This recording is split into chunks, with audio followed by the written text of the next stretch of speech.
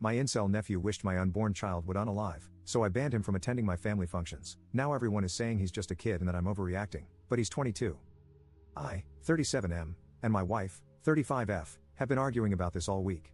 Our nephew, 22M, has always been troubled, even though my sister-in-law, 44F, and brother-in-law, 48M, have always treated him well. Some examples of his unsettling behavior: he was caught feeding one of my brother-in-law's horses avocados, which are poisonous to horses if you didn't know, to make it sick. I have dogs and don't want him to hurt them as well. He demands to be called the names of 2 specific fictional characters. He believes he is these characters, reincarnated. If you call him by his real name or refuse to go along with his delusions, he becomes aggressive. He carries around a plushie of one of these characters everywhere. There is a hole in the back, and the hole is stained. I have tried not to jump to conclusions about what he does to that plushie and failed. It smells rancid, and honestly, just thinking about the thing makes me want to vomit. I have tried so hard to be patient with his quirks, as my wife puts it, but what really pushed me over the edge was an incident that occurred a few weeks ago.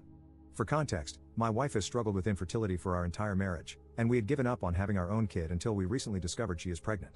Given the fact that she's 35, we have been surprised and overjoyed.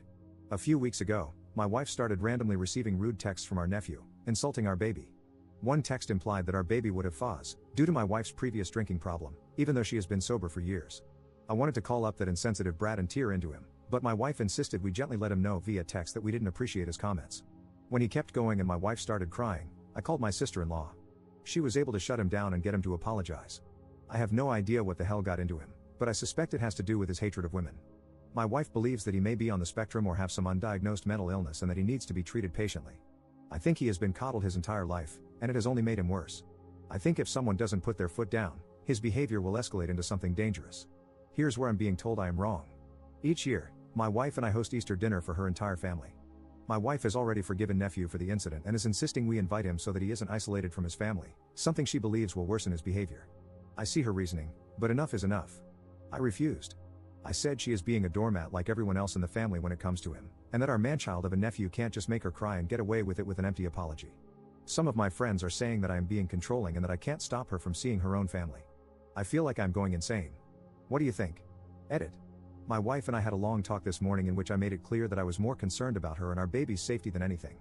I also apologized for resorting to name-calling last night. My wife isn't a doormat, she just has a lot of love and patience for her family. It was a hard talk with some tears from both of us, but she agreed that this has escalated to a point that may become dangerous, in part due to the enabling from all of us. Honestly, I am also guilty of coddling him, especially when he was a kid. It's hard to admit when someone you took care of as a kid has grown into someone unsafe to be around, but I think the idea in this comment might work as a way to set boundaries without shutting him out permanently. We are going to call his mother and explain that Easter dinner isn't happening this year if nephew is coming, and that he is welcome to come over when he has a diagnosis and is stuck with a therapist for at least a couple of months. Thank you all for your advice. Update 1. This bizarre series of events started on Easter and has only gotten weirder since.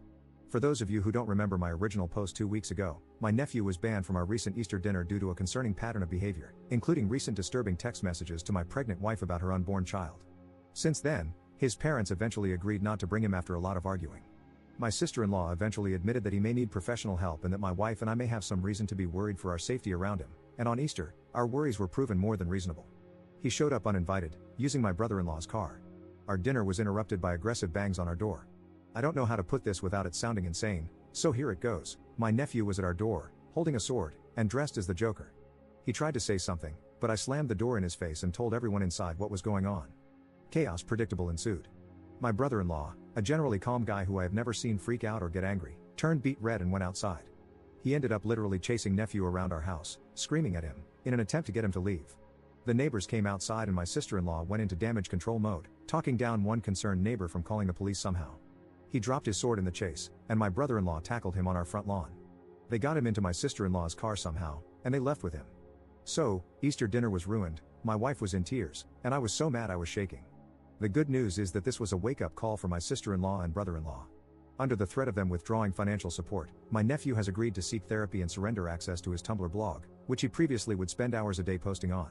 His mother went through it and found a lot of alarming posts, including content about his hatred for women, screenshots posted of his text exchange with my wife with captions bragging about his hurtful behavior, and several disturbing fanfictions with violent intimate content. They believe his being too online is worsening his behavior and are hoping that limiting his access and forcing him into therapy will help. Thank you to all who convinced me to stand my ground in the comments of my original post.